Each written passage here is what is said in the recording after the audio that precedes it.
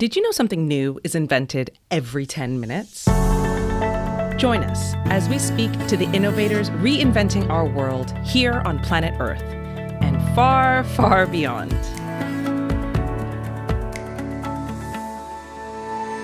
Welcome to GTWN Now, a podcast brought to you by the Global Telecom Women's Network and sponsored by CMS Global. GTWN Now introduces the movers and the makers at the cutting edge of technology who are committed to keeping us all connected. In each episode, we invite a leading expert to share her experience building life-changing inventions in places and spaces that don't yet exist, and the inspiration they must muster to tackle the impossible. We also ask our guests to share tips, tools, and strategies to reach your own moonshot.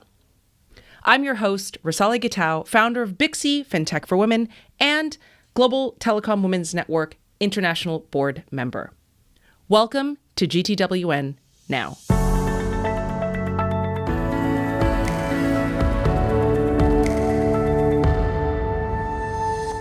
Hello, and welcome to another episode of GTWN Now. Today's episode is going to focus on space for all of humanity. I am so excited to talk about this very pertinent topic, and there are few people in the world who have impacted the development of space as much as our guest today, Candace Johnson. Candace was born into a family where her father worked on the first satellites for the US government. He spearheaded the world's first private satellite system and was lent by the US Air Force to the White House to work on the Apollo mission.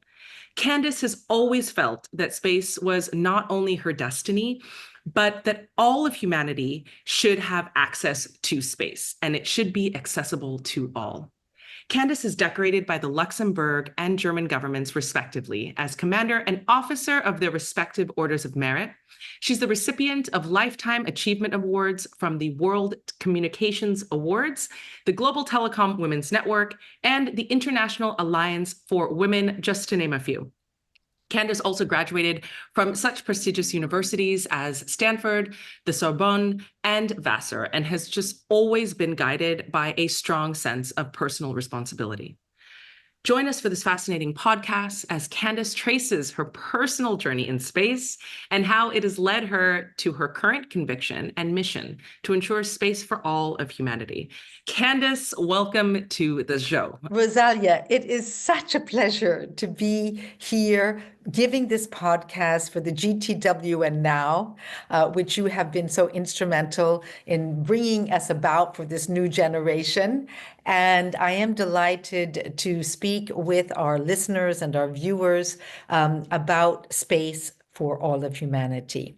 I have a very personal journey with regards to space, and I thought I would share with you for the viewers. So in 1957, this is the Sputnik that was, launched. It is a perfect replica of the Sputnik. And when I was 5, though, that was 1957, I didn't receive that. I received this, a flying saucer with Christmas, with Santa Claus inside to hang on the Christmas tree. And I've just taken it off my Christmas tree to show you that tonight. So you can see that from a very, very early age on, I was inspired by space and all that it could do. And I also, Rosalia has talked a little bit about my father, but, can you imagine my best friend when I was 8 was my father's friend who was 60, and he had the largest ham radio station in the United States. And I used to go every Sunday and call around the world behind the Iron Curtain to places that I had never even heard of before. And when I was 10, which was 1962, when indeed my dad was at the White House, he came and he talked to my 5th grade class about how satellites would help us give entertainment, give education, help us with the weather prediction, and also with communications. And that one day, if we had wars, we would have wars in space and peace on Earth. Now, we still don't have the peace, but we do have wars in space, and we'll talk a little bit more about that. So I think, as you can see, it is a very, very personal relationship to space, and I've grown up with space, and space has grown up with me. That is the most incredible story. Couldn't be more time pertinent as well. It is the Christmas season, and your UFO ornament. I don't know if you follow the dialogue of what's happening on the internet, so the kind of ephemeral version of space here on Earth, but there is quite a lot of talk and discussion about unidentified flying objects as well. So I think you're absolutely part of the zeitgeist, as is your ornament.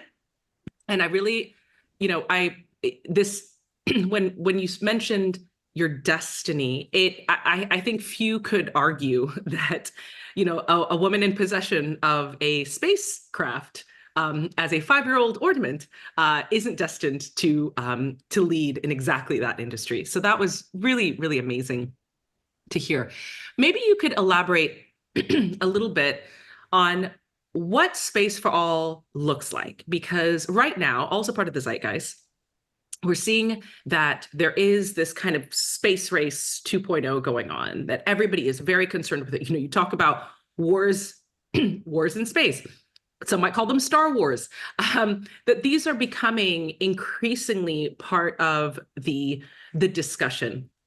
So I'd love to hear maybe a counter to that narrative, that it's not all about fighting in space, but what can space actually do for a person like me, our listeners, a woman, in Tuvalu? What can space mean for us? So, it's so interesting, Rosalia, because I have always kind of described my life in space as first using space to provide universal access, then using space to access the universe. And then just most recently, in fact, when you and I first met, I have been working on networks for the universe. So let us talk first about, providing universal access. So already, I had this mission that space and telecommunications and freedom of choice should be for all. And so when I was 23, I first started the United States. I think it was one of the first satellite broadcasting networks. We were not going directly to the satellite dishes and to the televisions. We were doing what we called rooftop to rooftop. And I have 5 degrees in music. So I was the director, executive producer of a classical music radio station and then a very large syndicate. And I said, this is ridiculous. We shouldn't be sending bicycling tapes, which is what we were doing. We should be sending these programs over satellite. And so that's what I did. And then in 1982, 1 year after I had married my husband, the ambassador of Luxembourg to the United States, who, by the way, was also a musician, Luxembourg, the tiny little country of Luxembourg, had 3 crises. They had a broadcast crisis, they had a steel crisis, and they had a monetary union crisis with Belgium. And so the Prime Minister, Mr. Pierre Werner, also one of the fathers of the Euros, was looking for a 4th pillar. And so, having grown up in space, having seen what I could already do in space in the United States, I told the Prime Minister, and I did what I always tell entrepreneurs to do: write 2 pages and give it to somebody who you think can help. And so I told the Prime Minister, I said, Luxembourg could start a space economy and you could have a private satellite system. And he said, Candace, this is great, but we don't have anybody to do who knows about space and satellites. And I said, well, I do. And so at age 30, 1983, the prime minister called me from the United States and said, I need you to now make this satellite system happen. And it's hard, Rosalia, because we talk about universal access today and we talk about freedom of choice. But at that time, there were broadcast monopolies and they were all government owned. And so, it was the French government telling the French people what they should read and write and listen to. In Germany, it was the German government telling the Germans what they should listen to and watch. And it was the same in every single one of the European countries, except for Luxembourg and the UK. The UK had a biopoly, so they had a duopoly. But Luxembourg, because it was so small, it spoke all of the languages. All Luxembourgers speak French, German, Luxembourgish, and English. And so they had a private broadcasting franchise for RTL, Radio Television Luxembourg, and they broadcast in 4 languages from their little place in Luxembourg. And so, this idea of freedom of choice and being able for all Europeans to look and see what they wanted to see on television, to be able to receive French programs in Germany. And of course, let us not forget that in 1983, when we first started SES, Société Européenne des Satellites, the company which I helped found and make the world's largest satellite system, that in 1983, of course, there was a line drawn between Europe, Western Europe, and Eastern Europe. But, the beautiful thing about space and satellites is that you can create your own zone. And so from the beginning, we anticipated that we would be covering all of Europe, not half of Europe, but all of Europe.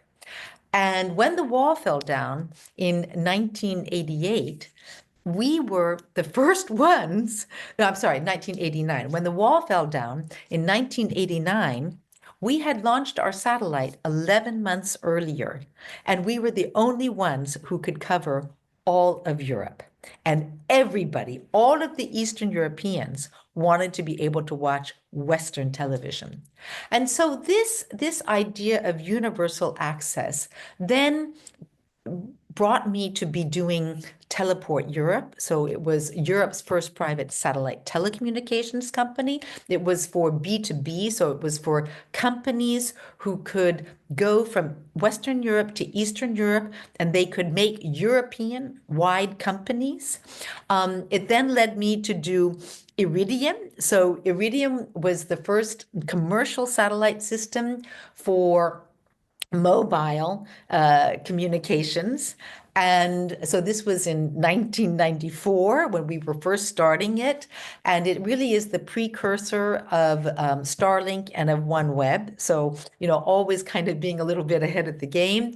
Also then in 1994, a little bit later, I started Europe Online. So it was that time, it was the world's first internet network, and then it became the world's first broadband satellite internet network. And in 1995, I did ILS, International Launch Services. So you can see my Proton rocket over here. There it is. And I was in Russia on April 9th, 1995, when we launched the first joint venture between Khrushchev in Russia and Lockheed Martin in the United States. And, here again, when we look at everything today, I am sad. I also worked on Soyuz to make that cooperation between Arianespace and Energia go well. I am sad that we do not have the access to space with the Russians that we had worked so long on. And I'll just kind of stop this little paragraph here. So I think you can see that whether it was satellite television, whether it was satellite telecommunications, whether it was satellite mobile, whether it was satellite internet, whether it was launchers, I was always striving to have universal access, to make people who had never been able to communicate, to have them have universal communications. That is a really incredible journey. And again, it sounds very destined in terms of timing. Um, but one of the things we've the theme of this GTWN series has been digital humanity. And so we've been exploring how the digital age is affecting humanity and vice versa. And one of the things that has come up regularly is there are still at least a billion, if not more, people who on this planet are not connected, right? So and you've done so many initiatives to realize universal access for all. But why is it that still, 1 out of 8 people still don't have access? What are the impediments? And Well, what do you yeah. hope that you can inspire in the listeners or anybody listening? Like, what can we do to really close that gap? So, first of all, I honestly do think that, today it's so wonderful because you can put up your own satellite, you can make your own launcher. And by the way, I just would like to point out that every single um, project that I just described was never government sponsored. I did everything privately financed, market oriented, and commercially oriented. And I think that that is an important thing for everybody to understand that it it really, people thought it was for, space was for the governments. No, space is for people, Mm. and you can be an entrepreneur. And so, imagine a 30-year-old woman, saying, okay, well, I'm now going to create a first private transporter satellite system for the world Mm. and not even thinking about it. And so, 12 years ago, a group of women and I, in the, you talked about Tuvalu earlier, we got together in the Pacific and we created Oceania Women's Network Satellite. And we put together, women from all around the Pacific, together, by the way, with the Global Telecom Women's Network. And we created Oceania Women's Network Satellite. And we sent out an RFP and we found a beautiful satellite system called Pacific, which is bringing today high throughput broadband internet to 25 different island countries in the Pacific. And so, these are villages, these are schools, these are hospitals, these are governments. And, it really is our greatest joy. And we just got together and we said, look, there is a need and we need to do this. Some people could, put in $50. Some people could put in $50,000, but we all came together and we put our money together and we bootstrapped it really, but we did it. And today it is the same thing. And so what I'm always trying to do is to tell everyone, if you see a need, try to figure out what you can do to, to provide a solution to that need. And particularly when we're talking about our world today and the fact that we have the Internet of Things. So, and that everything is wireless. So, whether it's mobile communications, whether it is tower communications, whether it is space, actually all of this is converging. And so we should be able to make very, very good communication networks and to cover all of the world, those people who are not covered. And so definitely this is something that I am working very hard on. But if I may, I'd also like to talk a little bit about this, going from universal access to accessing the universe. I was just Because going to ask you that. Okay, wonderful, wonderful. So, because now with the climate change, with the environment, with food and water scarcity, we need to use space to also provide the people on our planet with not only communications, but with solutions that will help them when these extreme weather conditions come, when there is drought, when there is no food, etc., when there is a pipeline leak, when the oceans are, are being unfortunately polluted with plastic, etc. And today we can use satellites to do exactly the same thing that we did with communications. We just put sensors on everything, the Internet of Things, and we can then gather the data via satellite. We can bring that data down, we can analyze it with AI, and we can provide insights that will help people make solutions to have a better planet and a better life. So I'm just thinking out loud and, having had conversations, particularly, I think it's really interesting, our conversation about space, and you provided so much helpful tips to entrepreneurs. You'd mentioned bootstrapping, kind of having your elevator pitch ready, right place, right time. If somebody says, who can do this? And, raising your hand, you still apply this in an industry that's seemingly daunting. It's seemingly, oh, you have to have $1 billion. But like you rightly point out, you can launch a satellite in space for a fraction of that cost, or you can pool your resources with people who have a shared interest in addressing a problem. It sounds like it is possible to kind of almost bootstrap yourself into fixing problems here on Earth by leveraging space. But I'm almost wondering, how is it? Should we be moving a little bit faster as entrepreneurs?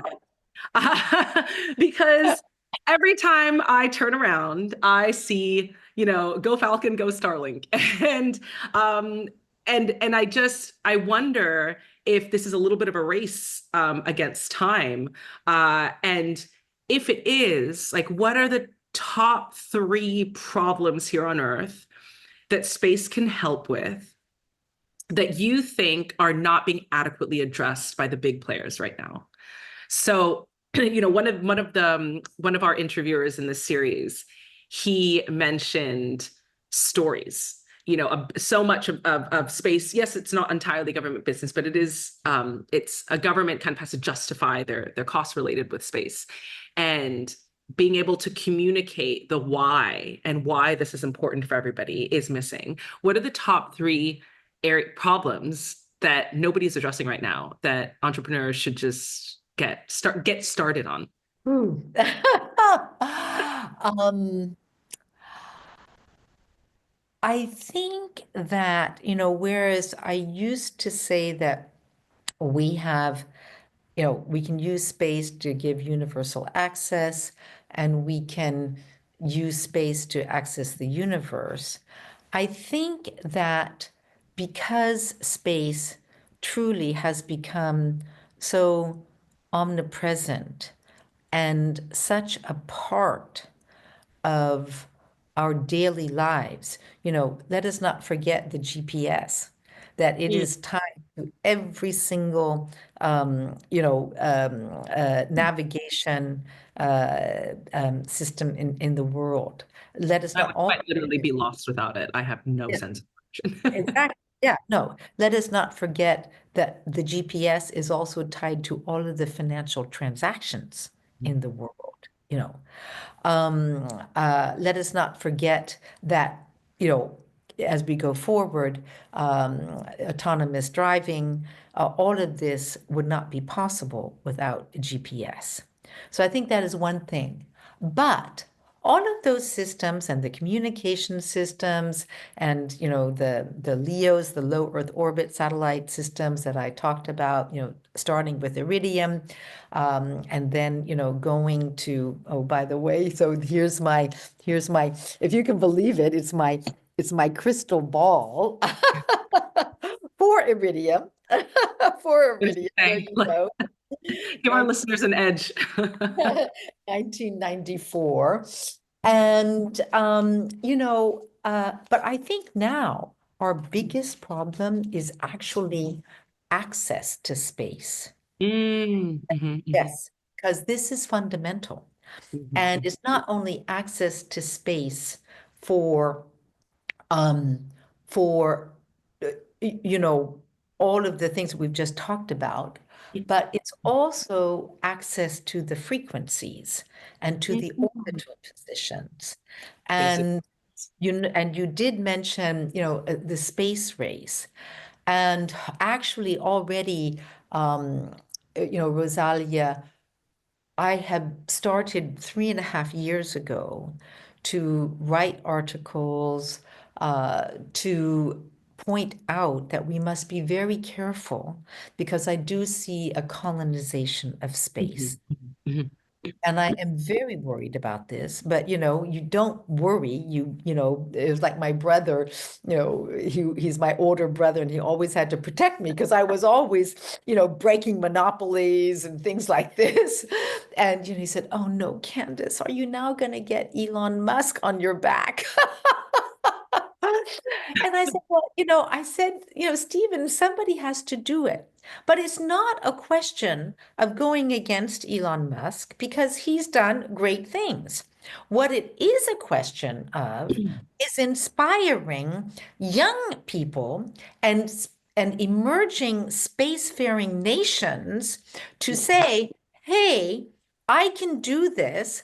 I want to use my frequencies to and my orbital positions to use space to solve my problems, which may not be the other problems of the other people in the world.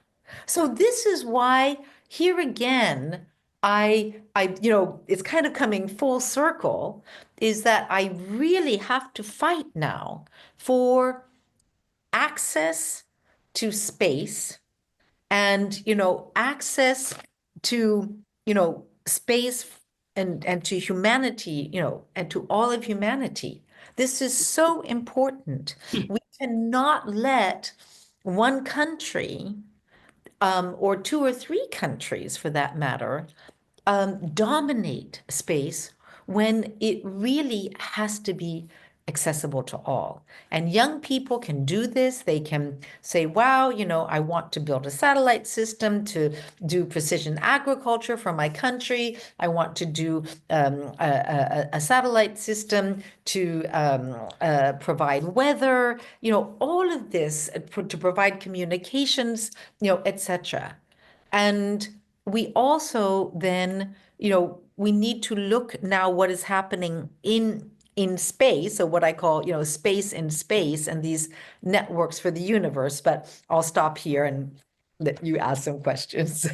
No, I think I don't want you to stop. I think you've just raised such a phenomenally important issue. I think a lot of, based on my conversations, in this series, I think a lot of space exploration very much it has a feeling reminiscent of, going on Columbus getting on a ship and discovering the new world, right? And this rush to stake your claim. And so, this call to get involved is so important. And one of the things that I've also learned that I didn't know is that a lot of, non-Western countries are heeding that call. I recently met with the Philippine Space Agency. I'm a Filipina. I did not know that this existed. I met with the Thailand Space Agency. Again, I live in Thailand. I did not know this existed. And, it was based on these conversations and these meetings that I learned about things as important as orbital position, easiest places to launch a satellite, really jockeying for, you want that prime equator space, right? These are all, and that has value in a lot of these countries.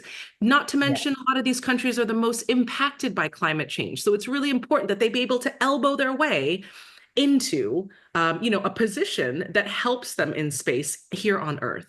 So I think it's such an important point to make, that this call of getting involved, I think space often seems like, oh, that's the least of our concerns, right? Like, we have so many more immediate and pertinent concerns. But to your point, it's almost like if you don't have a foot in the game at this point, it might get too late. There's satellites, hundreds, thousands being launched every single day, and there's only a certain amount of room. And I think it's such an important point. And just like exploration into the new world, um, if you're not getting involved, you'll find yourself very much on the outside of it, and not able to necessarily, and all of the attendant challenges that came henceforth with colonization. So I'm so glad you raised that point. I think what you're really saying is like we need a diversity of private actors, we need a diversity of government actors, and not for the purposes of DEI, but truly because we are so many people on this planet and we need to all be involved. I had a really interesting conversation. You're one of the few women who have been working in the space industry since the beginning, right? Yeah. And and I have heard from many, interestingly enough, men who work in the space industry who are they're not saying it out of a DEI requirement. They're like, we need more women working in space. And when you inquire as to why, they're like, the business case, we need to understand how women's bodies are affected in microgravity environment. Like there's this need to really understand how humanity, particularly the other half of humanity, operates, in space. So I think what I really like to see is, it's one thing, like obviously approaching space from an entrepreneurial point of view, but I think it would be really, in our show notes, we'll try and include some of these kind of lower end resources. You're on the board of space related early stage startup, venture funds, things like that, just bringing an awareness so that entrepreneurs in different industries know that they can get involved.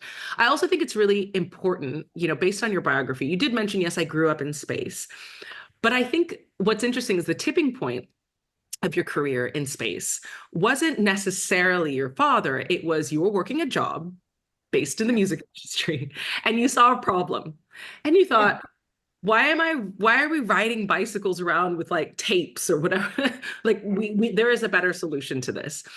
So I think these aha moments can come to people who've never had any experience with space. Myself included, I have never had any experience with space until my entrepreneurial endeavor. We had connectivity issues, and this is how this conversation came about, where we want to work with last mile communities who don't have access to the internet. Absolutely. And that was, I mean, and that is why I, I mean, when I do mentoring for young entrepreneurs, space entrepreneurs, so many times they come with the technological solution, but not with the market-oriented solution.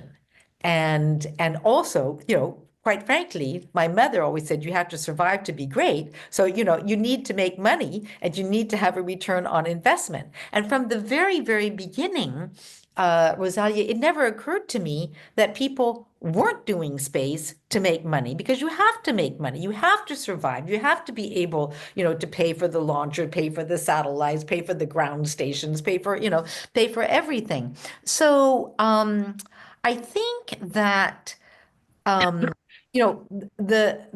problems that, unfortunately, that the world is facing, be that you know all of the SDGs, actually education, communication, poverty, drought, famine, etc. Actually, all of these can be solved by using space. And so I think that that is a call to everyone to say, please look to the skies and see what you can do. And Luxembourg had 400,000 people, when it started SES, when we started in 1983. And yet we became the world's largest satellite system. I mean, this is amazing from a little country. And so I think I really believe it is making people aware. And so that's kind of what I'm doing, in my next mission, is really making people aware, making governments aware, making entrepreneurs aware, making investors aware, that space can provide a solution. And I'd also just like to kind of say two things before I think then we will close. very funnily, when Fortune was doing an article on me, they and by the way, when they said we wanted to do an article on you, I said, well, that's fine, but I would like to get the young women space entrepreneurs into this article. And so, at a time when these young women, 35, 40 years old, really needed to be in Fortune, I was able to get them in Fortune. And that was probably my biggest joy. But, the journalist at the beginning, she said, well, I guess space tourism is driving this renaissance in space. I said, absolutely not. I said, what is driving the renaissance is space, is the need for more communications, is the need for weather prediction, is the need for precision agriculture, it is the need for emergency, communications, etc. And so that is, and more the need for the GPS, what I was talking about, the financial um, infrastructure, etc. People don't realize that their life really does depend so much of what is going on in space now. And if we look a little bit to the future, and this is so exciting.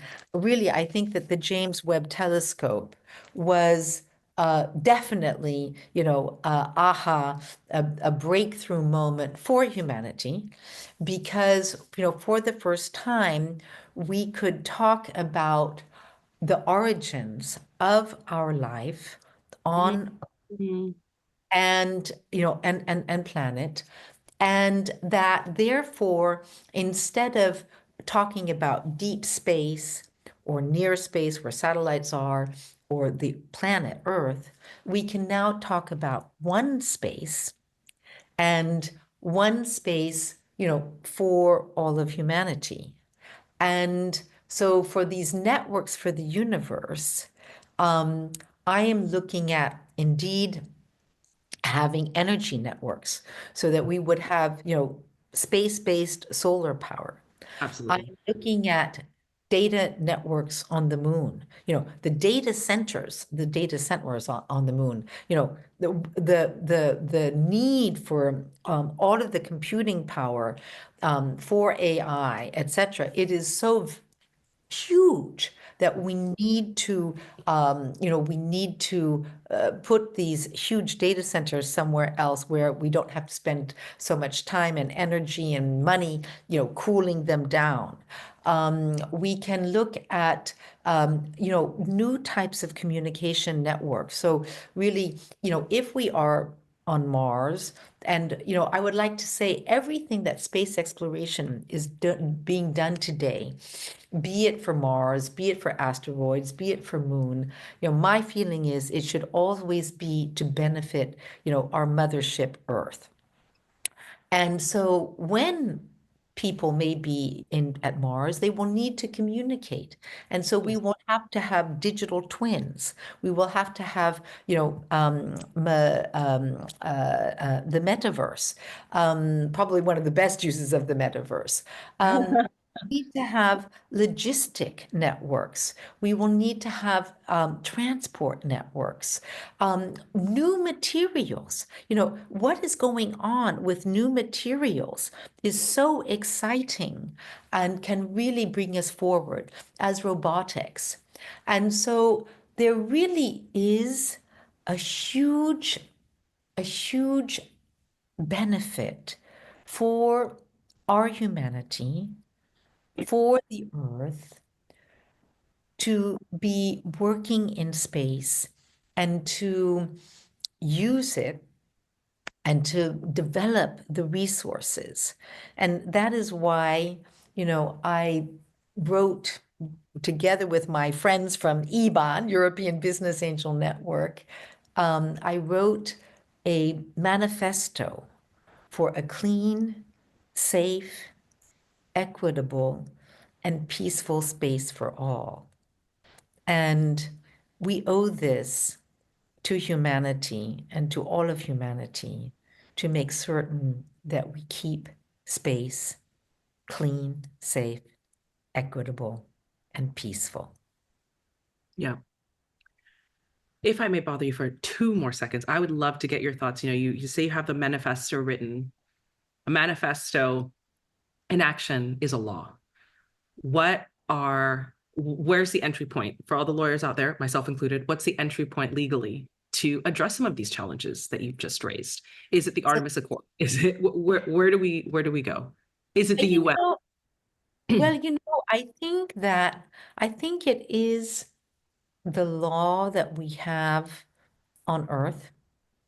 Um, you know, I will share with you that, and it's so fun because, as I say, when I grew up in space, I was able to meet amazing people like, Only the Werner. most amazing people are working on space. Yeah, yeah, yeah. Well, amazing. I mean, Werner von Braun, to start with, the gentleman where you would go every Sunday to call around the world on his ham radio station. He was the father of Northrop Grumman.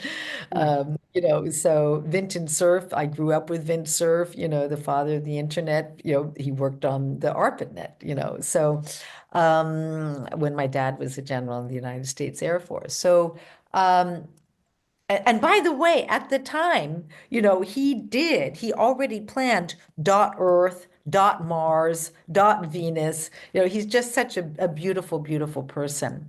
But one of the people that I also met was a gentleman named Del Smith. And Del was really one of the first space lawyers. And when two satellites were put into the wrong Earth orbit, Dell hired the space shuttle in 1984 to go and get the satellites, to bring them down to Earth, to refurbish them, and to sell them. And, when I told this to young people, recently I was in Saudi Arabia at the Space Debris Conference, which they did, and where I'm a member of the International Advisory Board of the Saudi Space Agency. They were amazed because this is what they want to do. And I said, well, it's already done.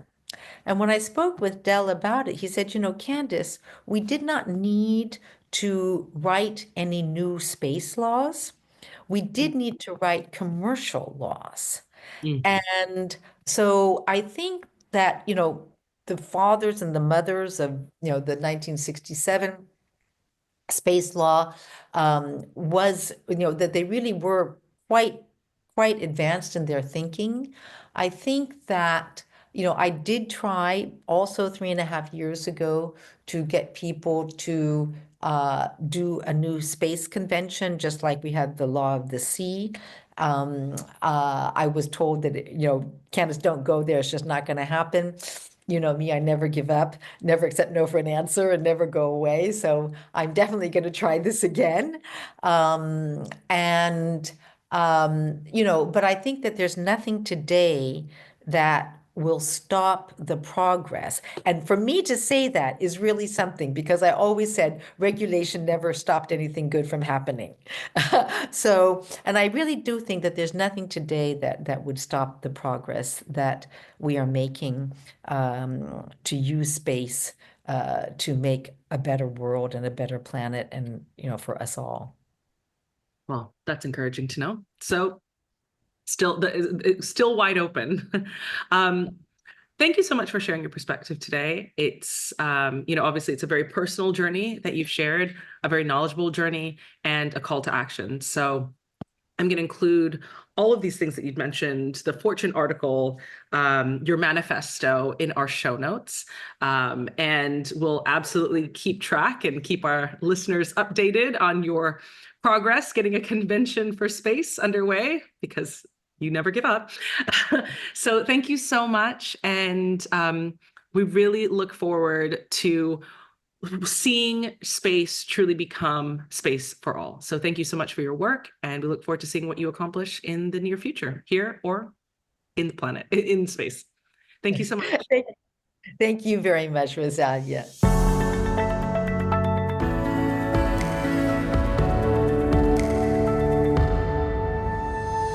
want to thank our guest for joining today's episode of GTWN Now, and give a big thank you to our sponsors, CMS Global, for making this episode possible. Today's podcast will be available on our website, gtwn.org, Apple Podcasts, Spotify, and wherever else you get your podcasts. Don't forget to hit the subscribe button so you'll be notified when new episodes drop. I'm your host, Rosali Gitau, GTWN International Board Member, wishing you a week of wonder.